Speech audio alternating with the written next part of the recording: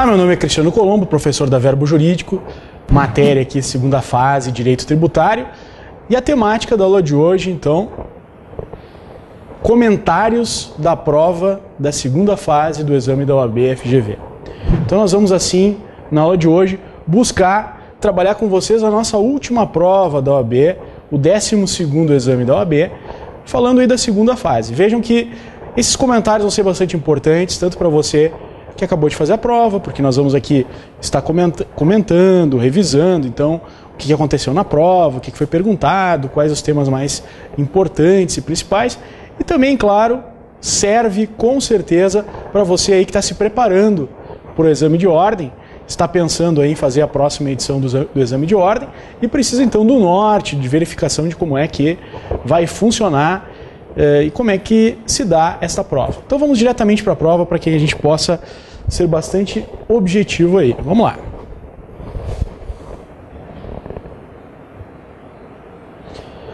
Bem, então nós vamos diretamente analisar o padrão de resposta da peça profissional, tá? Então, gostaria de dizer para vocês que, como professor aqui da Verbo Jurídico, eu fiquei bastante satisfeito com a prova. Achei que a prova ela teve um nível de dificuldade razoável.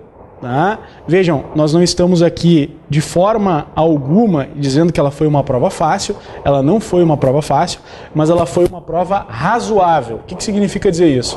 Ora, ela exigiu do candidato aquilo que alguém, utilizando um conceito jurídico, o homem médio, o candidato médio, estudou e teria condições de obter, de passar. Tá?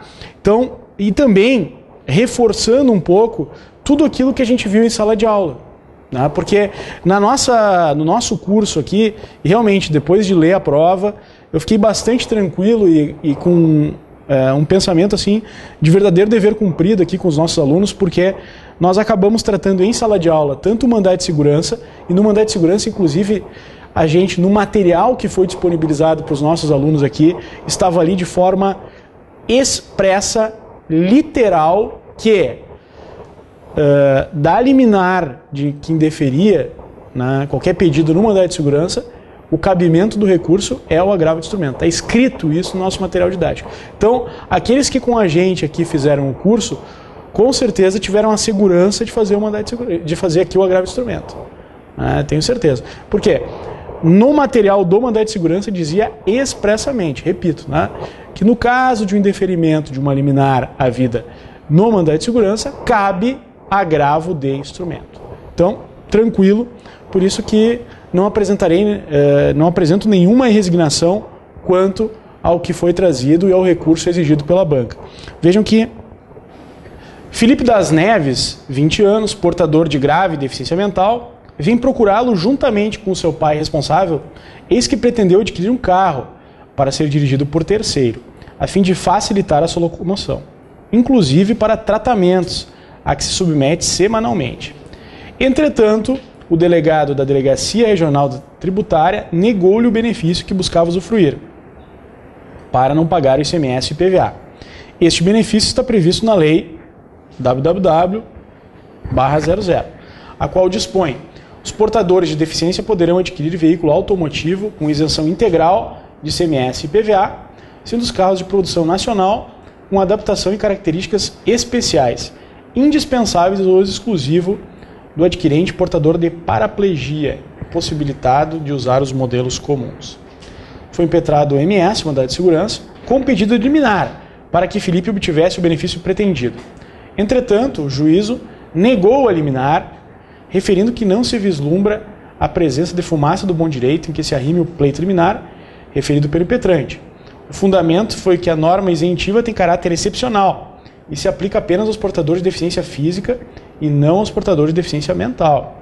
Além disso, segundo a decisão, a norma pressupõe que o beneficiário da isenção esteja apto a dirigir, tanto quanto é concedido para contrabalançar as despesas na adaptação do carro.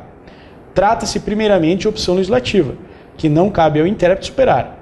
Igualmente, não demonstrado qualquer perigo da demora da solução do caso, afirmou a decisão.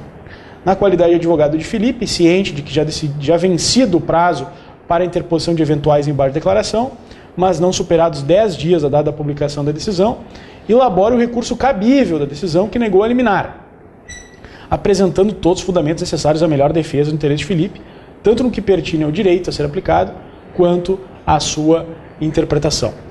Senhores, então, de uma forma bem direta, eu creio que esse é o objetivo aqui, né? Durante as nossas aulas aqui a gente deixou bem claro, e isso foi trazido, né, que de decisão interlocutória cabe agravo de instrumento. Nós nos dedicamos aqui no curso a uma aula inteira, né, aquela aula da peça, a fazer aqui uma peça de agravo de instrumento, passo por passo. Isso foi feito, né? E aliás, como eu falei, além de a gente ter feito uma aula sobre agravo de instrumento, a gente fez uma aula sobre mandado de segurança. Na aula de mandado de segurança eu expliquei que, em caso de indeferimento de liminar, cabe agravo de instrumento. Então, todos aqueles que aqui na Verbo fizeram a prova, fizeram um curso, enfim, com certeza receberam um material didático, podem conferir lá no seu material didático, que está lá expresso, né, que do indeferimento da liminar do mandado de segurança cabe agravo de instrumento, tranquilo. E aqui, como eu falei para vocês, tá de bandeja, né? Elabora o recurso cabível. Não era uma ação, era um recurso. Então, nós estudamos aqui no nosso curso o recurso por excelência, que é o agravo de instrumento, que é o recurso do contribuinte. Né? Estudamos aqui o agravo de instrumento, além de ter estudado o mandado de segurança. Então, tranquilo. Além disso, no caso aqui, nós teríamos que ter a observância da parte agravante e a parte agravada, né? O Felipe, que é a parte agravante, representado pelo seu pai, os agravados, o ente público, a autoridade coatora, a autoridade impetrada no MS, o juízo da vara civil ou da vara da fazenda pública. Na verdade, foi aqui como está vendo, foi um juiz que negou essa liminar, então teríamos que colocar.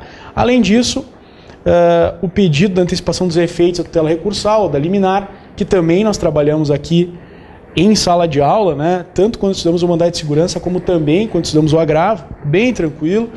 Né? Os fundamentos jurídicos, nós tivemos uma aula específica sobre isenção aqui também, né? Falamos aqui sobre isenção, inclusive devem estar lembrados nossos alunos que eu falei sobre isenção do imposto de renda, uma série de situações aqui que também daria esse direito, e aqui está falando do ICMS e do IPVA, né? Então, bem próprio para este ponto. O princípio da isonomia, que na verdade ele sofre, ele mesmo por ter uma doença mental, ele não pode dirigir o veículo, então ele também teria direito, né, fazendo uma interpretação no sentido aqui finalística, teleológica, e ainda pelo princípio da isonomia. Então, aliás, aqui também, pedido de conhecimento e provimento do recurso, que nós estudamos em sala de aula também, pretensão da liminar, conceito do mandado de segurança, que também estudamos, anexação das peças, o nosso modelo lá, nosso modelo está isso, e inclusive no nosso modelo eu referi colocar a cópia integral dos autos, e realmente está aqui, está exatamente como diz o nosso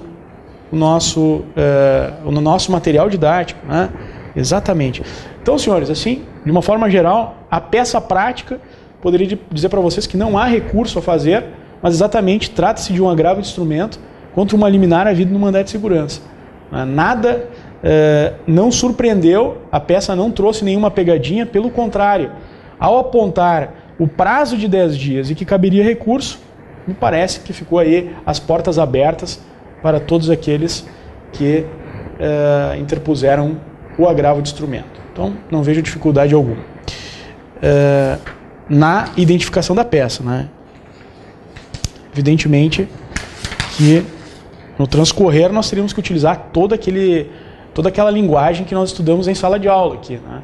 Agravante, agravado, trabalhar com a decisão agravada, fazer toda aquela parte que nós aqui em sala de aula trouxemos dos pedidos, não esquecer dos pedidos, um por um, tal.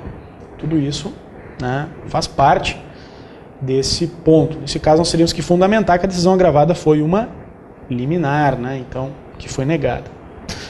Olha, então essa a questão de peça, né? Agora vamos falar um pouquinho da questão prática, né? Aqui tem o gabarito comentado, vocês podem ter acesso também no site da FGV, né? Mas vamos à nossa questão, ao padrão de resposta da questão 1.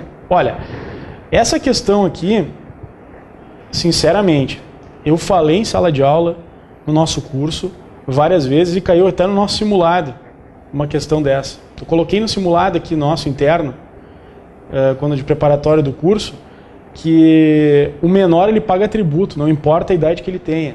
Se ele tem 30 dias, se ele é um recém-nascido. Aliás, eu falei em sala de aula que uma das peculiaridades do imposto de renda desse ano foi um menor de 16 dias recém-nascido que entregou o imposto de renda. Então, quando eu vi essa questão, eu disse, não, os alunos aqui com certeza devem lembrar do que nós estudamos em sala de aula, porque diz assim, que o João, de apenas 3 anos de idade, recebeu por herança. E até eu me lembro que eu comentei, mas como é que uma criança pode pagar imposto? Porque ele recebeu uma herança, recebeu uma doação.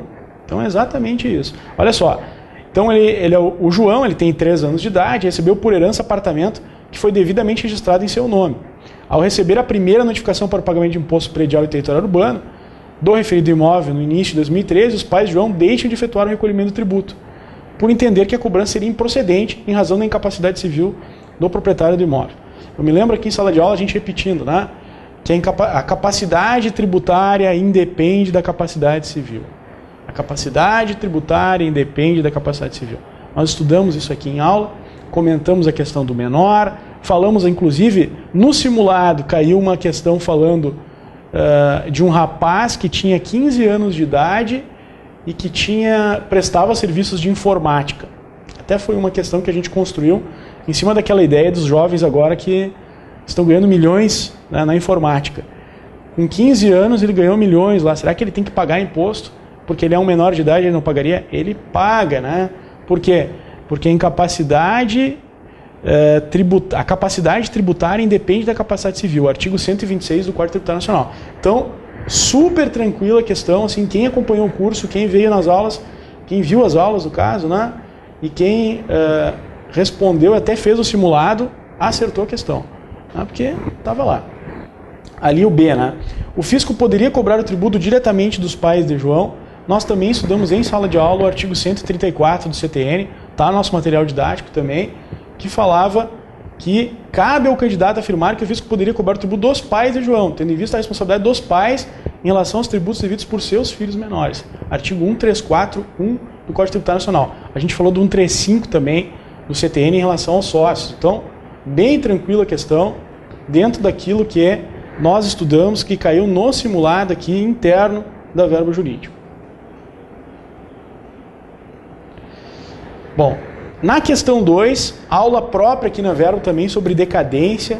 Nós estudamos a decadência, o prazo decadencial, falamos aqui qual é o prazo para lançar, inclusive eu trouxe um caso, se pegarem as questões, foram as últimas questões que nós fizemos aí, que está no nosso material didático, basicamente na oficina de questões, vão ver que tem questões muito similares a essa, baseadas nas últimas provas, que efetivamente, primeiro vamos trabalhar aqui, quando o tributo é sujeito por homologação, a lançamento por homologação, e não é pago e não é declarado, ora, qual é o prazo que eu vou aplicar para, no caso, fazer o lançamento? Nós estudamos em sala de aula, artigo 173.1 do Código Tributário Nacional, prazo decadencial, isso foi estudado, foi dado em sala de aula. E aqui, por exemplo, nessa primeira parte que fala da confissão de dívida, ora, sabemos nós que o direito tributário ele trabalha com a ilegalidade e com a inconstitucionalidade. Se é ilegal ou inconstitucional a exigência, há como discutir. Então, essa confissão de dívida, ela não convalida uma dívida que já decaiu, né? Então, isso que, na verdade, caiu aí na prova da ordem sobre decadência, né? Também nós acabamos tratando em sala de aula sobre o Instituto da Decadência. Essa linha B, se não me engano, a gente fez até uma questão que foi literal em sala de aula, que falava sobre o lançamento por homologação não pago e não declarado. Tranquilo, né? A questão da confissão de dívida é evidente. Se ele confessa a dívida e já está prescrito, ou já houve o decaimento, nesse caso houve a decadência, né? Não tem como esta confissão convalidar algo, né? Porque já houve a extinção do crédito tributário. Vamos à próxima questão. Olha, sinceramente, não basta olhar o curso que foi dado também essa questão aqui. Nós estudamos essa questão especificadamente. Aliás, eu me lembro que eu enfatizei na aula. Olha só, determinada instituição de educação sem fins lucrativos. Bom, questão de imunidade. A gente teve uma aula sobre imunidade, tivemos uma aula só sobre imunidade, em que eu falei de várias questões. No simulado caiu, eu acho que eu botei 2 questões simuladas sobre imunidade, né? Falei que a imunidade tratava de obrigação, afastava a obrigação tributária principal e não afastava a obrigação tributária acessória. Falei em sala de aula isso, repeti em sala de aula, ainda tinha questão. Falei do artigo 113, parágrafo 1º e parágrafo 2º em sala de aula. É só olhar as aulas, vai ver lá. Tá? Então, aqui o advogado está dizendo, né, a tese da instituição de educação e de ensino, determinada instituição de educação sem fins lucrativos foi autuada pelo Estado X, em razão de descumprimento de obrigação acessória prevista na legislação estadual. No caso, a obrigação acessória consistia em manter o livro de registro do imposto sobre o serviço de qualquer natureza. Em sua defesa administrativa, a entidade sustentou que, por gozar de imunidade, nos termos do artigo 156, a linha C da Constituição, e por não ser contribuinte de SSQN, não estava obrigada a manter livro de registro do referido imposto. A tese sustentada na defesa apresentada pela entidade imune é procedente? Responda da forma fundamentada. Né? Então, olha aqui. Na verdade, olha o que diz ali, olha o que diz a resposta. A resposta está trazendo exatamente o que a gente estudou em aula. Né? A obrigação tributária acessória, nós temos o artigo 113, parágrafo 2º do CTN, tem por objeto prestações positivas ou negativas previstas no interesse da arrecadação ou fiscalização do tributo. Senhores, no nosso material, quando a gente tratou de obrigação tributária principal e acessória, eu dei esse exemplo. Peguem lá no nosso material, vocês vão ver quais são as obrigações acessórias. Está escrito lá, expresso. Né? Falei que era as obrigações de fazer e de tolerar. E ainda expliquei aqui a questão dos livros, da emissão de notas, tudo isso está lá. Não tenho dúvida quanto a isso. É assessoriedade. Né? Ainda disse que a obrigação acessória independe da obrigação principal. Inclusive dando o exemplo que muitas vezes, né, uma entidade imune, em que pese seja imune, tem que entregar a declaração de imposto de renda. Isso aí estava... Podem olhar as nossas aulas que vocês vão encontrar de forma expressa o artigo 14, inciso 3 do Código Tributário Nacional. Eu falei bem aqui para vocês que quando se trata de imunidade é o 150, inciso 6, a linha C da Constituição Federal, e ainda falei do artigo 14 do Código Tributário Nacional, que é o artigo que trata sobre a imunidade. Tem nem o que... não tem como recorrer dessa questão. A questão está perfeita, está exigindo daquilo que o aluno deveria saber sobre imunidade. Quer dizer, a imunidade no caso, mas a imunidade, né, ela se restringe a obrigações tributárias principais, não dispensando as acessórias. Está bem perfeito aqui, a questão não... Sinceramente, aqui no Verbo, quando a gente verifica que a prova ela acabou trazendo uma questão duvidosa, que colocou em xeque o que a jurisprudência traz, que gera uma interpretação dúbia, vamos ser sinceros, né? Vamos dizer, olha, realmente, nesse caso a banca se equivocou. Mas aqui a gente tem que elogiar a banca. A banca está perguntando aquilo que foi estudado, aquilo que não puxou para cá, não puxou para lá, e quando exigiu algo que não estava na lei, exigiu algo que estava no STJ, que aliás a gente conversou aqui. O que eu falei para vocês aqui em sala de aula foi: a nossa prova deve se balizar por súmulas e entendimentos dos tribunais superiores. Isso foi dado em aula. Tá? Olha, me lembro aqui que eu repeti sobre essa última questão, falei, gritei aqui na sala de aula e disse que normas gerais em matéria de legislação tributária devem ser feitas por lei complementar. E ainda teve aula específica sobre isso. Está lá no nosso material, pega o nosso material, vê o princípio da legalidade. Diferença entre quando se aplica a lei complementar e quando se aplica a lei ordinária. Isso também foi dado. Né? Então, tranquilo. Medida provisória pode tratar sobre matéria própria de lei complementar? Não. Está no nosso material, inclusive. Artigo 62 da Constituição Federal diz isso. Né? E aqui... Inexistindo normas gerais relativas ao imposto sobre propriedade de veículos automotores, podem os legisladores estaduais definir no âmbito de sua competência, observados os limites impostos pela Constituição, o fato gerador, a base de cálculo e o contribuinte desses impostos? Ora, vejam que aqui, né, a banca ela até exigiu um artigo 24, parágrafo 3º da Constituição, e o artigo 34, parágrafo 3º do ADCT, né, dos atos de disposições transitórias, né, constitucionais transitórias. Mas eu digo uma coisa para vocês.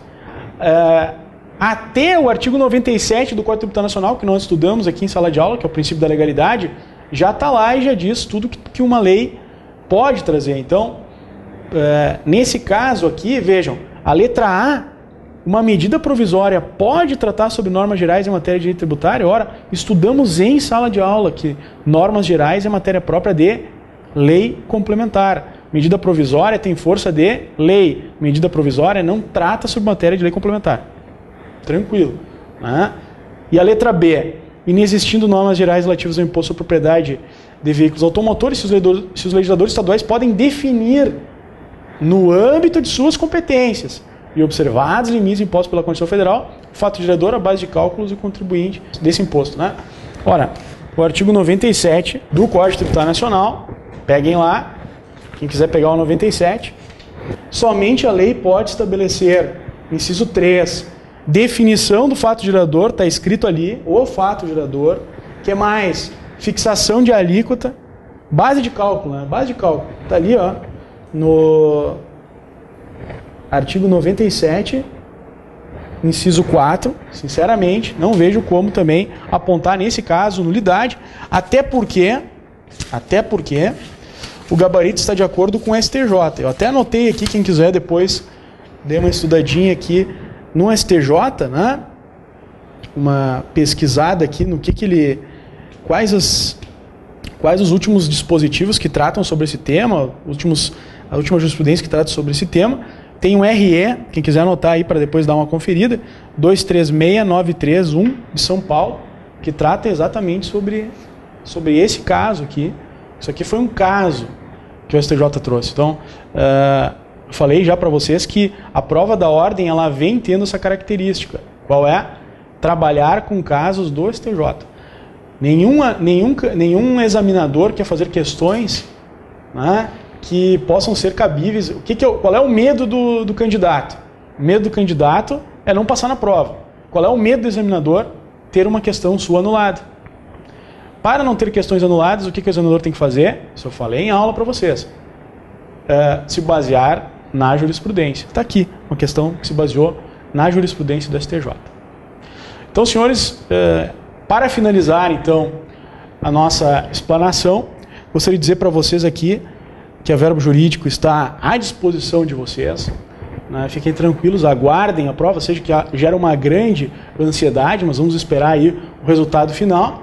Né? E, evidentemente, já de pronto, desejar para aqueles que vierem ser aprovados já, né, os parabéns e sejam bem-vindos, então, à advocacia. Parabéns a você que conseguiu. E aqueles que, infelizmente, ficaram próximos, né, não desistam de fazer os recursos, enfim. Né, infelizmente, as notícias para aqueles que querem promover algum recurso, da minha parte, não são tão positivas, e não entendo que a prova da ordem tenha pecado em algum ponto, então não tenho como trazer para vocês um recurso. Aqui a gente é muito sincero, quer dizer, quando a prova está boa, está bem feita, está bem estruturada, exigiu aquilo que o aluno tinha que fazer, é isso aí. Nós não vamos aqui estimular você e nem vender falsas esperanças, entrar com um recurso que não tem fundamento. Tá bem, gente? Um abraço para vocês e até mais. Valeu!